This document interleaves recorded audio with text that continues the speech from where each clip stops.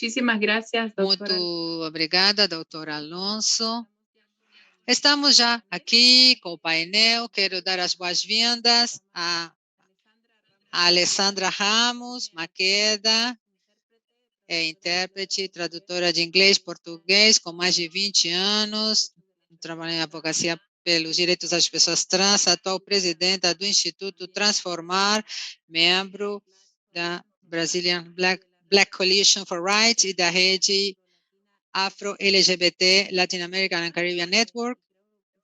E acho que esse foi o motivo pelo qual a gente se conhecesse. A Alessandra, ela é coordenadora do envolvimento comunitário pelo estudo IMPREP no Brasil. Seja bem-vinda.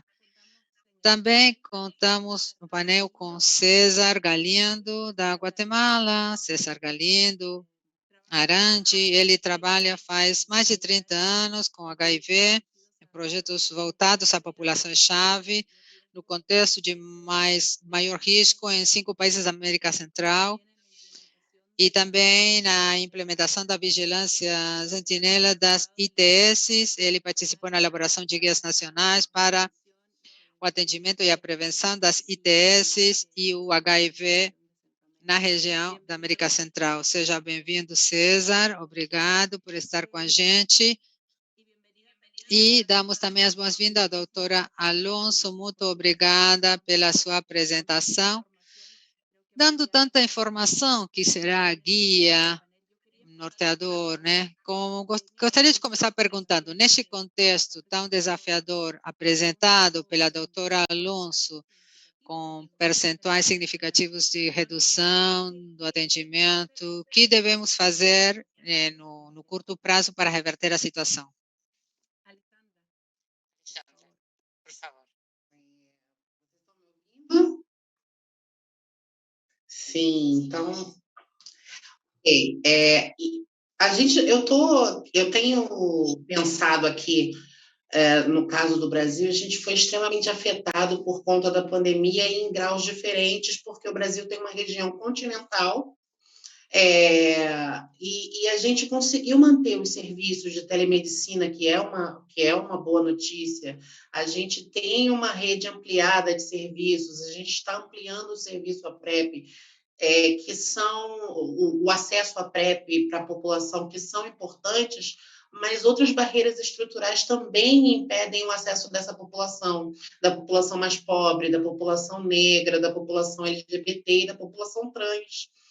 Principalmente a população trans tem acesso à PrEP muito limitado em relação ao contingente da população. A gente, infelizmente, aqui na América Latina ainda tem um problema de identificar o perfil dessa população, da população trans, porque não são apenas mulheres trans que estão em risco de infecção por HIV, e sim toda a população de pessoas trans, porque os comportamentos sexuais, as relações transcentradas, elas são pouco abordadas e essa população ela não consegue receber o auxílio. Ela já tem barreira de acesso nos serviços de saúde em geral, mas ela também tem pouca informação direcionada para ela nesse sentido. Então, a gente tem ainda uma questão para resolver nas Américas, que é a questão das barreiras sociais, da discriminação, da questão legal e do nome, que afetou profundamente as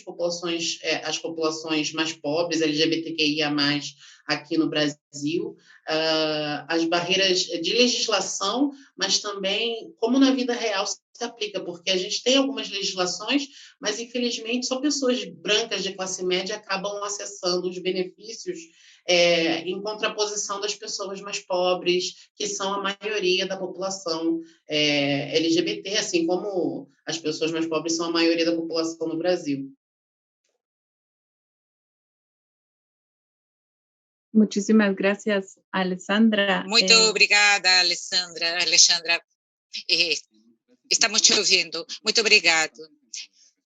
algumas questões importantes. No meio da pandemia, se tratou da capacidade das comunidades para se mobilizarem e essa interação que ocorreu em alguns países, precisamente com os governos, para poder responder.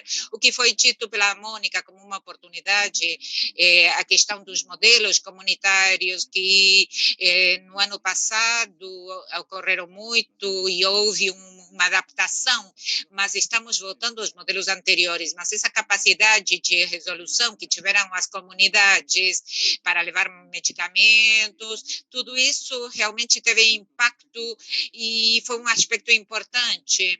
E em particular, a entrega nos programas de poder oferecer acesso aos testes para a PrEP, garantir o fornecimento de camisinhas e por uma questão de acesso, como disse o Xavier, a questão da telemedicina. Isso foi possível atenuar as situações. Por exemplo, na Guatemala, no contexto dos homens que têm sexo com homens, as taxas de HIV são altíssimas. E esse foi um desafio permanente, devido também à falta de resposta por parte das autoridades e dos serviços, que estavam limitados e saturados por causa da Covid. E isso também tem deixado abandonadas as nossas comunidades. E isso, com certeza, teve impacto. Algumas comunidades, algumas organizações que trabalham na região puderam prestar serviços, mas de maneira limitada, por questões de horários, por questões de confinamento, por falta de recursos. Fornecer um serviço universal também é uma despesa importante para dar benefícios às organizações.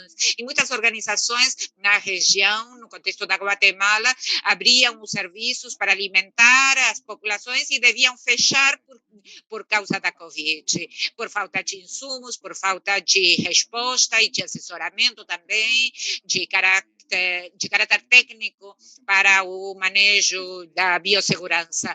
Mas acho que, sobretudo, fomos resilientes e pudemos nos adaptar e estamos aprendendo a trabalhar. Também, como disse a Mônica, me chamou a atenção porque, de maneira consistente também na América Latina, os diagnósticos diminuíram em vários países quase 35%. Isso observamos nas estatísticas oficiais. A resposta realmente existe e houve muitas ações que devemos continuar. Muito obrigada. Muito obrigada, César.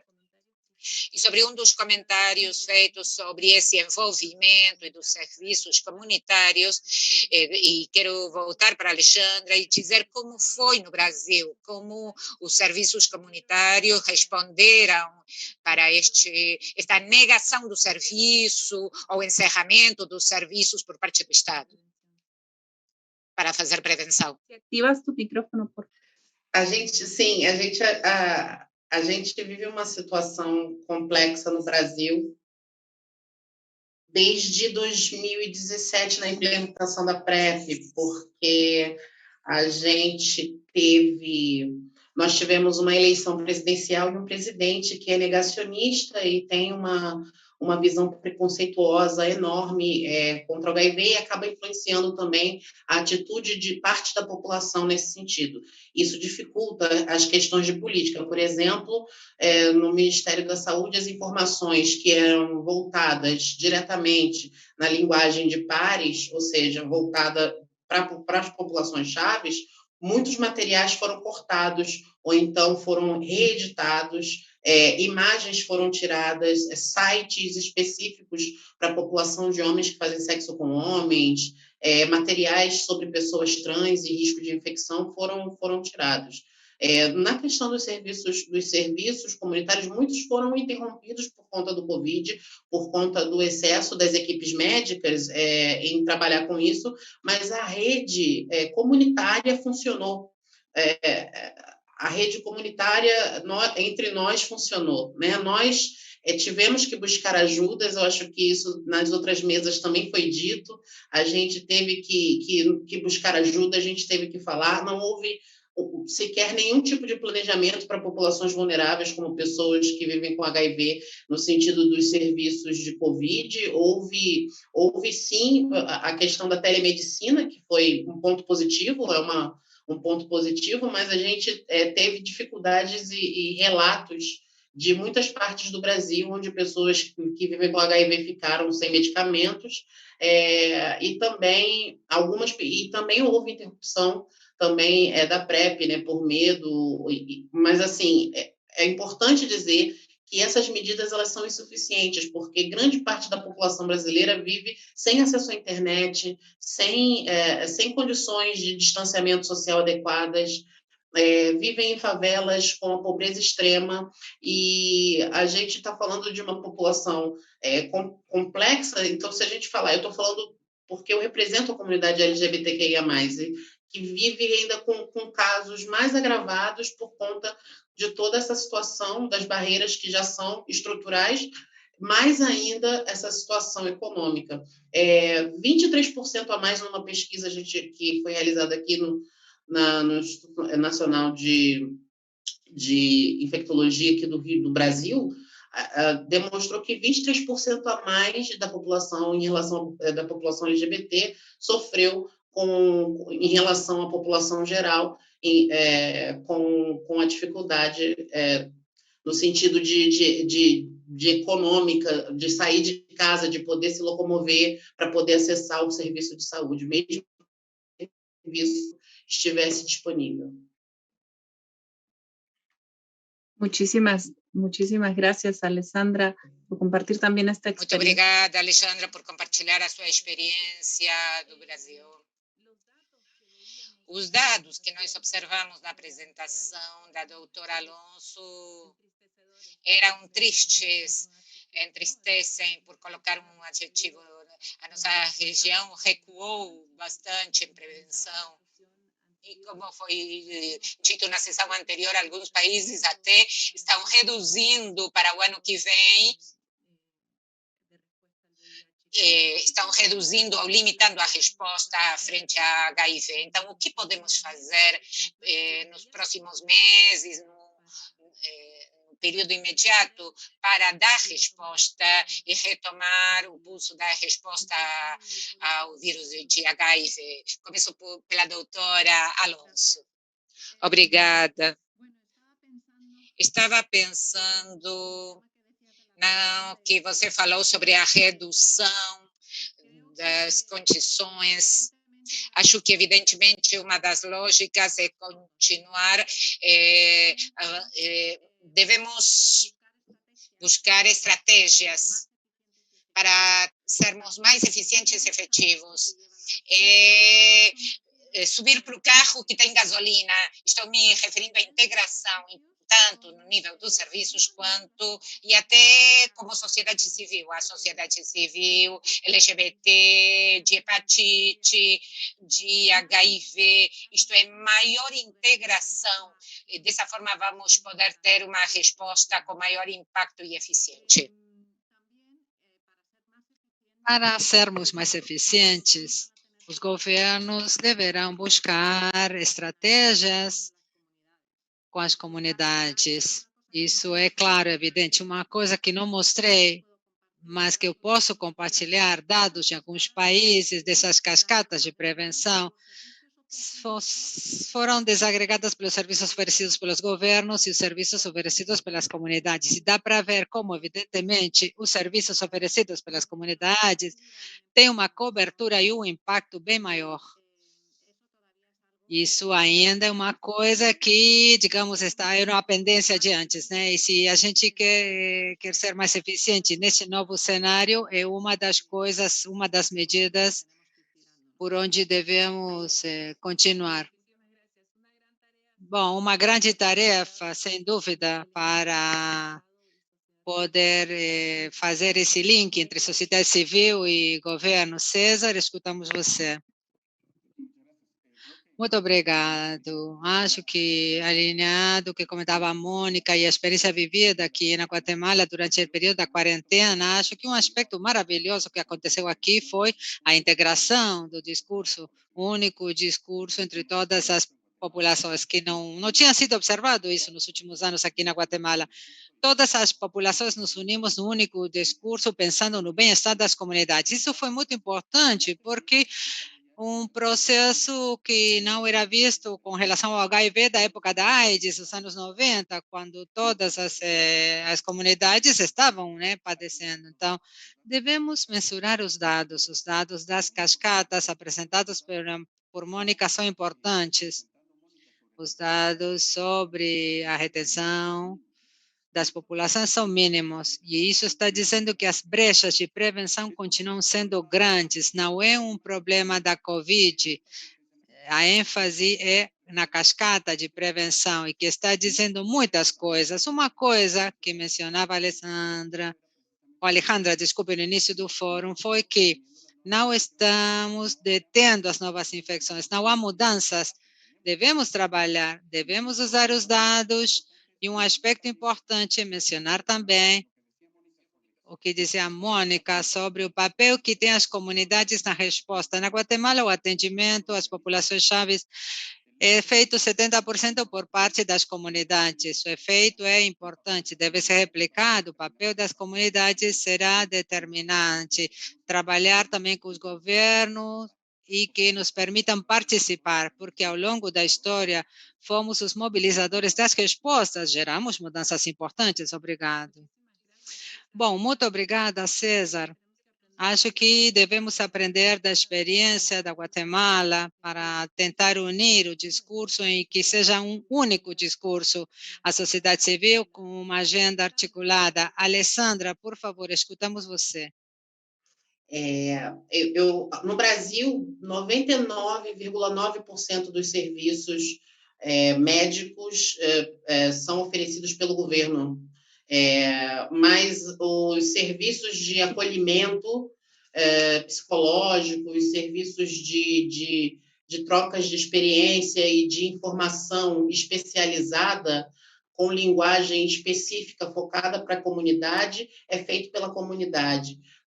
A gente tem enfrentado problemas crônicos aqui no Brasil com o financiamento dessas comunidades e a capacidade dessas comunidades continuarem os seus trabalhos. Organizações não governamentais, coletivos de pessoas, em geral, essas organizações têm ficado esvaziadas porque elas não têm conseguido verbas para poder continuar fazendo o seu trabalho. Então, nesse sentido, a resposta ela precisa também vir compreendendo que as populações mais vulneráveis elas precisam de construção de capacidade, capacity building, né? Elas precisam de algum tipo de incentivo para que as pessoas que estão na comunidade também recebam meios para que elas possam melhorar a sua capacidade de capilarização, de alcance de pessoas que estão em situação que são difíceis de alcançar normalmente. Muchísimas gracias. Muito obrigada, Alessandra. A importância, né, de continuar fortalecendo as capacidades por parte das organizações. E também gostaria de voltar sobre a questão do estigma e da discriminação, que é o tema que nos convoca, e aproveitar a experiência de vocês, Alessandra no Brasil, César na Guatemala, com a PrEP, e queria perguntar para vocês, como vocês percebem, da sua experiência, o impacto da PrEP no estigma e na discriminação? César? Muito obrigado. O estigma tem duas vias. O primeiro,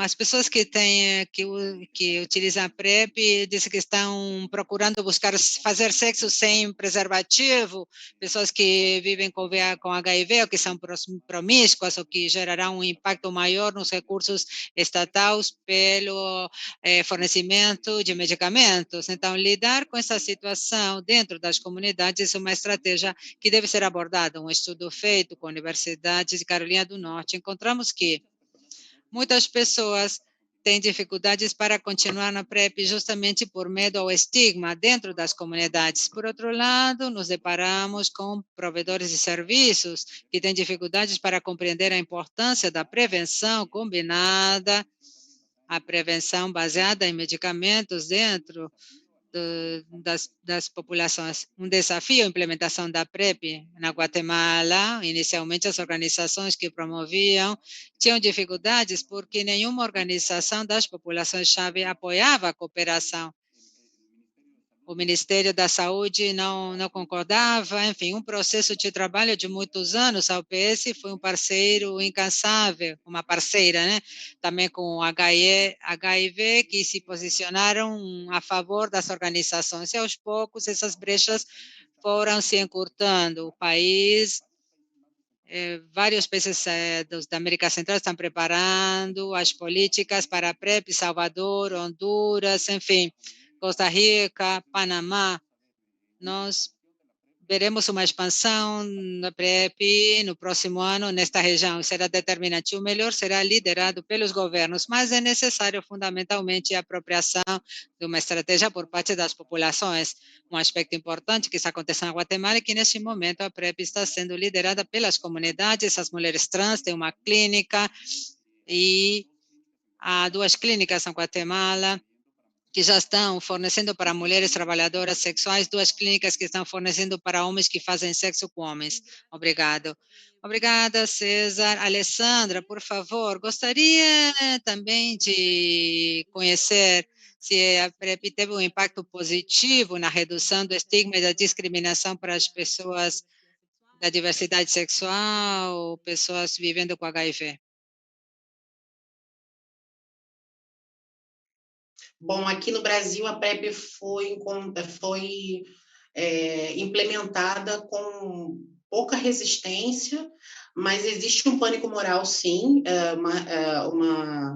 um medo inicial da PrEP, mas pesquisas mostram que a disposição para tomar PrEP, ela depois que você tem a informação do que significa efetivamente, ela é grande. A gente tem uma questão na rede que é uma expansão dos serviços de PrEP, isso é muito bom. Aí agora também a gente teve uma expansão para a saúde complementar, que é a saúde privada, paga, aqui no Brasil. Então, os profissionais de saúde, provedores de saúde podem já prescrever PrEP e também enfermeiros que podem prescrever PrEP agora no Brasil. A gente acredita que isso vai ser fundamental porque muitas vezes a comunidade médica tem questões de achar que que a PrEP é menos importante que manter o serviço da TARV, né, dos antirretrovirais para as pessoas vivendo com HIV e AIDS. Então, é importante que a gente expanda o serviço, porque precisa atingir outras populações que não estão sendo atingidas, principalmente populações negras, periféricas e de pessoas trans. Muchísimas gracias, Alessandra. Muito obrigada, Alessandra. Muito obrigada, César. E muito obrigada, doutora Mônica Alonso, por ter se unido à sessão, motivando esse debate. Temos uma tarefa a ser cumprida para, digamos, quanto a retomar a resposta ao HIV, principalmente na prevenção, um pouco, obviamente, danificada nos últimos meses por conta da pandemia. Vamos ao encerramento agora. Muito obrigada a todos. Olá, buenas tardes com todas, com todos Boa e com tarde com todos, todas, todes. Chegamos ao final. Queremos agradecer a todos os participantes dos diferentes painéis, porque superaram amplamente as expectativas quanto à qualidade dos conteúdos, a paixão ao conhecimento aqui presentes. Continuamos. E é claro que lembrar a vocês que valorizamos muito o seu feedback. É por isso que solicitamos aos que estão participando nesse fórum, vamos pedir que vocês preencham num link que vão receber, ou talvez já receberam, uma sondagem pós-evento, a fim de continuar melhorando o fórum. Também vão receber o certificado de participação.